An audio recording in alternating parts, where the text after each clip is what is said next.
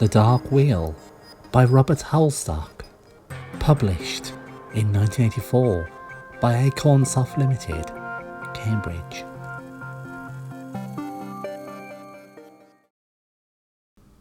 Chapter 1. From the moment that the trading ship Avalonia slipped its orbital berth above the planet Lave and began to maneuver for the hyperspace jump point, its measurable lifespan and that of one of its two-man crew was exactly 18 minutes. The space station gently span away into the shadows, and the small Ophidian-class vessel shuddered as its motors angled it round towards the faraway jump. The planet Lave below rotated in blue-green splendour.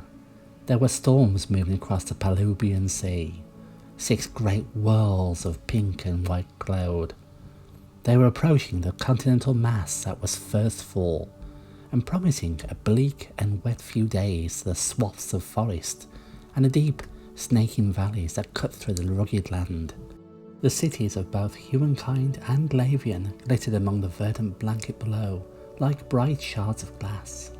Watching the lush world from his seat at the astrogation console, Alex Ryder expressed an audible sigh of regret that he had not been allowed down to the world itself.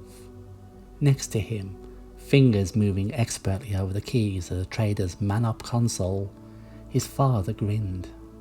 Jason Ryder knew well enough the frustration of only being able to observe a rich and fabled world like Lave from orbit.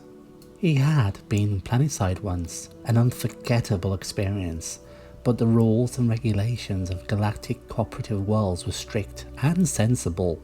Lave, like any other planet, was not a holiday resort, not a curiosity.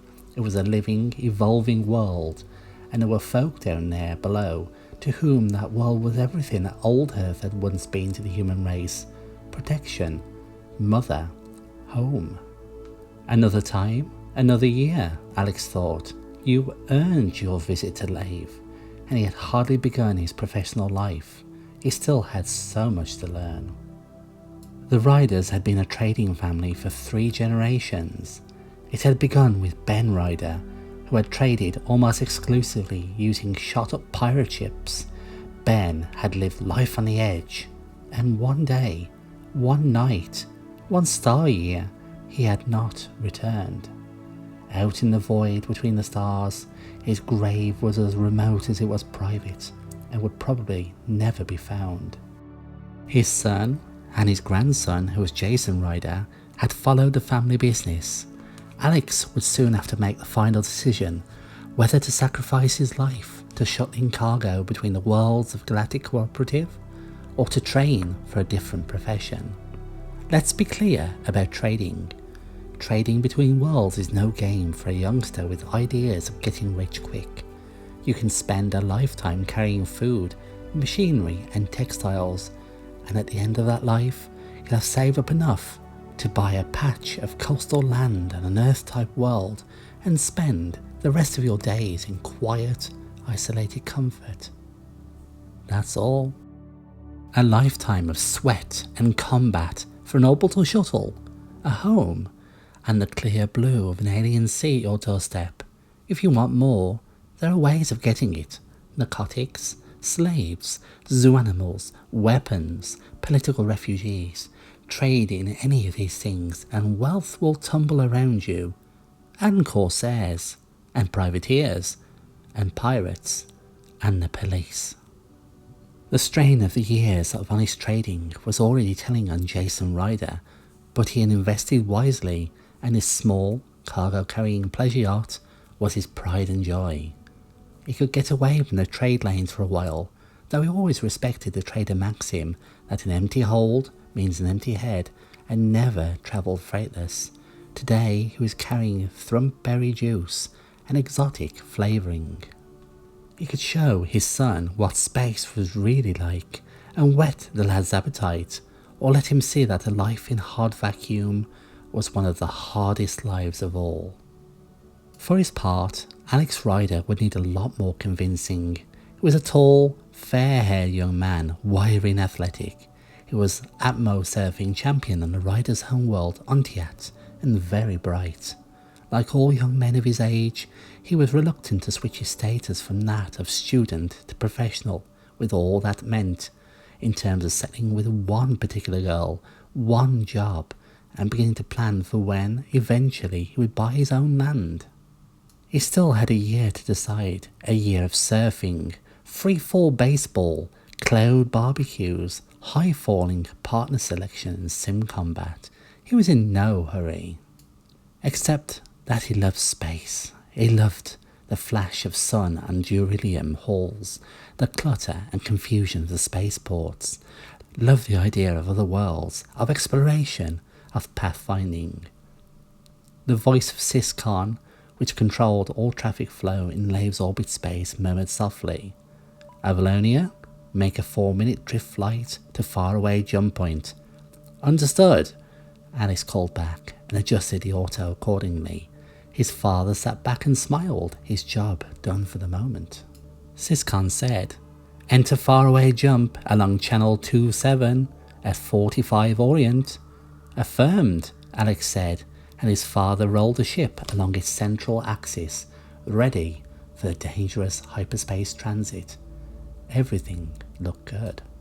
On the rear monitor, where the planet shone brilliantly as it slowly moved through the heavens, a dark shadow drifted into vision, another ship lining up for the faraway jump. It was quite normal. Alex took no notice, more concerned about the impending transit through hyperspace. His father scrutinized the other vessel for a moment, then relaxed. He had no way of knowing that he only had 14 minutes left alive. Making a faraway jump in a system as complex and crowded as Lave is no simple business. 100 eyes are watching you for the slightest mistake. Make a mistake in orbit space, and the next time you go to dock at one of the world's Coriolis space stations, a big "not welcome" sign might flash in the vacuum before you. You slip your sea berth under the instruction of the space station monitor. Perhaps 20 ships are doing the same. You go when it's safe. You rotate, accelerate, decelerate and spin to the absolute second, both of time and arc.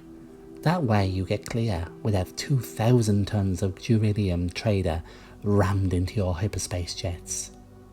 It isn't over.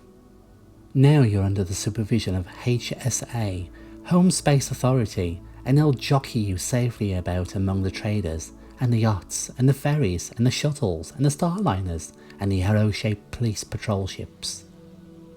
All of these vessels slip and slide about you, streaks of silver in the darkness, flashing green and blue lights, sudden walls of grey metal that pass across your bows, winking yellow warning beacons.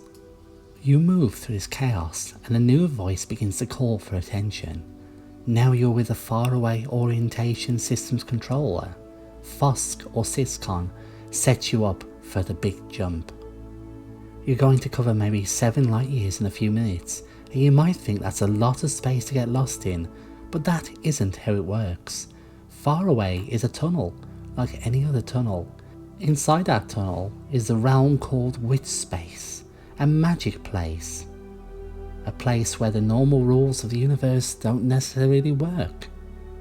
And every few thousand parsecs along the Witch Space tunnel, there are monitoring satellites and branch lines and stop points and rescue stations, and passing by all these are perhaps 100 channels, 100 lines for ships to travel, each one protected against the 2 big dangers of hyperspace travel: atomic reorganization and time displacement. Jump on your own through hyperspace across more than half a light year, and you'll be lucky to make it to the same universe, let alone your destination. You might emerge from Witch Space turned inside out, which is not a pretty sight. You might be stretched in all the wrong angles, and although the ship keeps travelling, that jelly mass of broken bone and flesh inside the cabin is you. According to legend, you might come through okay, and breathe a sigh of relief, only to go into Earth orbit and wonder why that big lizard with the teeth and the long tail and the green scales is roaring up at you and warning you off his nice Jurassic patch of prehistoric desert. To go far away is a killer, unless you obey the rules. So, for a few minutes on that fateful day, Alex Ryder was content to let the robot voices Syscon guide his family's ship through the space lanes towards the jump point for the planet Leasty. He relaxed beside his father and watched the bustle of the spaceport. The shadow behind him, the ship that was following their path towards Faraway, was a Cobra-class cargo freighter. No one knew how or when the designation of space-going vessels had been linked to the names of snakes. The rider's own vessel was a relatively harmless Ophidian, capable of 2 hyperspace jumps, armed very basically, set up really only to destroy imminent dangers like asteroids, meteoroids or crazy craft, the name given to vessels that were out of control or ridden by juveniles out for kicks. The Cobra was a bigger vessel by far. A common trading ship, most Cobras are buried beneath the weaponry and defences that their hard-bitten, tough-talking captains have accrued, and with good reason. To be a trader is to be 2 things, dangerous and at risk. Dangerous because to survive as a trader, you have to know your weapons, how to use them in space combat. You need to be able to recognise a pirate, or an anarchist, or a Thargoid invader, or a police trap when you might be carrying any one of thousands of prohibited materials. And at risk, for the same reason, a juicy Cobra weighed down with minerals or rare textiles or furs or ore is as tasty a target for a freebooter as any in the galaxy. To be a trader means to shoot first and pray that you've read the warning signs all right, and that your victim was a pirate. Make a mistake, and not even 2 shells of time-stressed beryllium and a belly full of missiles are going to save you from the Vipers. Vipers, police ships, small, fast, deadly, and most particularly tenacious. The pilot is a man, certainly, but kill the man and the ship will keep coming at you. Kill the ship and its missile will keep coming at you. Kill the missile and watch for the shadow. When a viper bites, it clings. 11 minutes. There's a sight you'll not often see. His father's words broke through Alex's silent, concentrated study of the planet they were leaving. To the right, running a parallel course towards the faraway tunnel, was an odd-shaped ship with powerful lights flickering on and off. It was catching the sun, and Alex could see how it was slowly spinning about its central axis. Fish-like fins opened and closed. Across its sleek hull, a rapid pattern of coloured lights rippled. A Murray, a sub-aqua vessel designed for both space and undersea voyaging. The Murray was a rare ship indeed to see in space, especially about to undertake a hyperspace transit. On worlds like Regati and Arona, where the only land was the tips of volcanoes, rising above the oceans, the Murray was both freighter and public transport, a vital ship link between the undersea cities that were developing in such hostile environments. The Murray's frantic colour signalling ceased. Alex noticed that his father was watching the animalistic display. The coding had been developed from the signalling of a terrestrial aquatic creature, the squid, with a frown on his face. Something up? Jason shrugged. Not sure, probably not. Alex watched the Murray with renewed interest, and then turned back to the rear view, where the Cobra had nudged a few kilometres closer.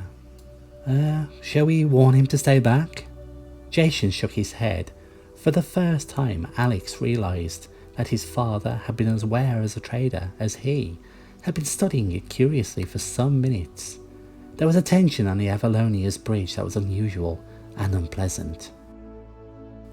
Something wasn't right. Alex had no idea what, but he sensed it powerfully. Something was not going according to routine. Then the go signal for entry to the faraway tunnel flashed on, accompanied by a gentle audio prompt.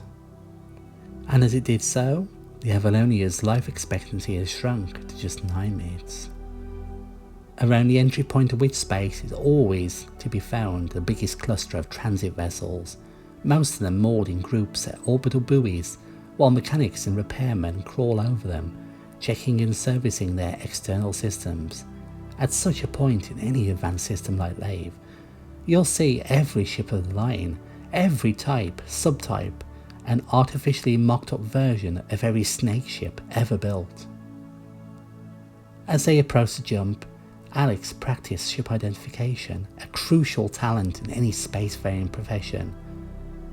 The unarmed, unmanned orbit shuttles were easy enough to spot. As they ferried cargo all around the system, he noticed 2 ASPs, Navy ships, small, manoeuvrable and deadly, well protected against attack and with highly advanced military weapon systems.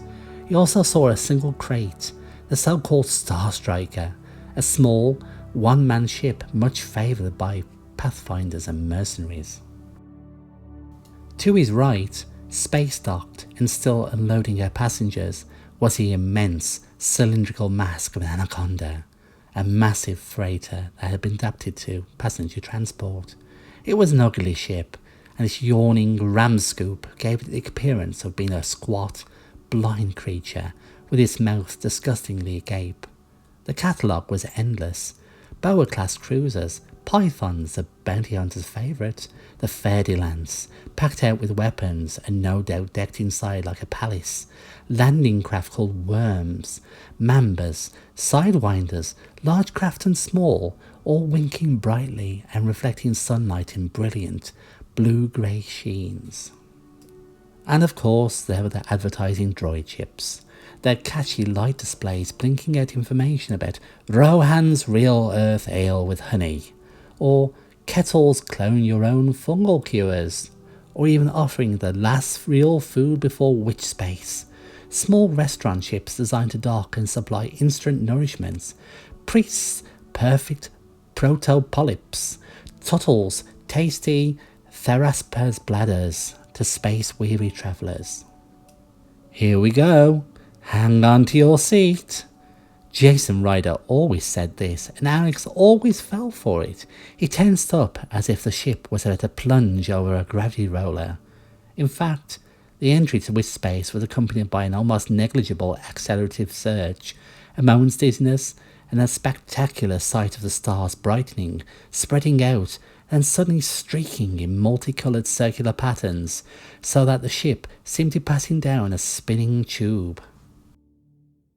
Almost as soon as the surge of acceleration had come, it had gone. The ship drifted in witch light, in a non-place in space and time. It was crossing the void between stars in seconds, but for those seconds it was in a twilight world whose existence was beyond imagination. They say that witch space is haunted. Maybe that's why they call it witch. Time turns all around, and atoms turn inside out, and gravity waves billow up, and things move there. Life forms or shadows or atoms or galaxies, who knows? No one had ever stopped and gone outside to find out. Only robot remotes exist there, switching stations, monitors, rescue droids, and the like. Whatever lives in witch space, in the faraway tunnels, will remain a mystery always.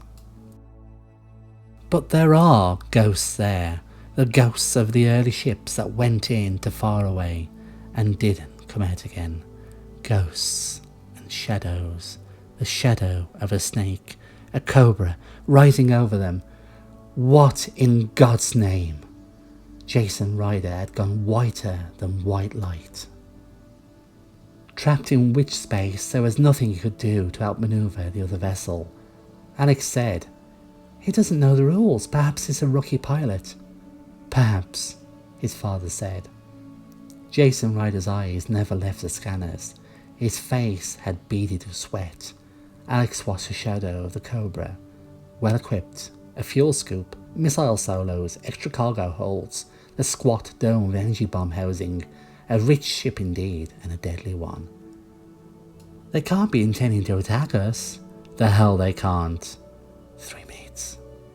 And they come out of witch space. Immediately, Jason's hands began to fly over the key console. The Avalonia surged forward, rotating on its long axis. The planet Leasty was a small greenish disk in the far distance. Alex saw his father arm the 2 missiles that the Avalonia carried, then reached to rest his hand on the multiple laser trigger. It was a pirate then, and as Alex came to accept the inevitability of combat, his mouth went dry and his mind sharpened. He had never been in combat before, not for real, only in the sim trainer. He had heard his father talk about it, of course, and combat did not sound glorious. A pirate ship, disguised as a trader, pursuing its victim into witch space itself for their cargo of thrumpberry flavouring? An uneasy voice whispered in Alex's mind. This was untypical behaviour for a freebooter. They normally waited at the edge of planetary systems, watching for their prey with long-distance scanners, picking and choosing carefully. Pirates could be found everywhere, of course, though rarely in space around corporate state worlds or democracies. The police were too efficient. Planets run by anarchistic or feudal governments were a pirate's favourite haunt. This behaviour was wrong. Not a pirate. Alex looked from the slowly rotating planet to the grim grey features of his father. They were a long way from safety. What the hell are we up against? Put on the rem lock and get to the escape pod, Jason Ryder murmured. Do it. I'll stay and fight. The hell you will. Do as I say. As he spoke, Jason thrust a small black face mask, the remote space locator, at his son. The first missile struck the Avalonia's shields, and Jason punched the launch buttons on his own defences. The small ship veered and strained as he looped into an escape run, activating its ECM as the Cobra launched a second wave of missiles. The rear screen exploded with light. But through the brightness, the sombre grey shape of the killer came on. It happened so fast then, that afterwards Alex was uncertain as to what exactly had happened. The dueling ships span and circled in towards the planet. Space around them blazed silently as their weapons struck and were deflected. Then the whole universe rocked. Air screeched into the void. The lights in the Avalonia blinked and dimmed. Warning lights shot on across the console. Laser temperature in the red. Screens down. Energy low. Cargo jettisoned. Cabin temperature dropping. In the same moment of the Avalonia's death, Alex Ryder found himself being struck by his father, the remlock mass forced into place across his eyes, nose and mouth. Then his whole body was physically manhandled into the escape pod. The ship shuddered and screamed. Fuel spilled into the void. Father and son faced each other for a last moment, each watching the other through a mist of tears and confusion. I don't understand, Alex screamed above the noise of the dying ship, meaning, who's trying to kill us? Raxler, Jason said. Remember, Raxler. Then, as he pushed Alex back into the cramped escape pod, he shouted, Remember me, Alex. I wouldn't have wished this on you. Raxler. The escape pod was jettisoned. Alex tumbled. The sleek shape of the Avalonia was above him, and then just white light, white heat, cold space. In a second it had gone. The ship, his father, a part of his life, obliterated by a single burst of fire from the hovering shape of the pirate. And, as Alex watched, so a yellow tongue of fire licked towards the tumbling escape pod. He felt heat, then pain, then cold. The tiny survival vehicle was blasted apart, sparkling fragments falling towards the green world of Leasty. Alex hit space, arms flailing, mouth open, consciousness and life draining from him with every second.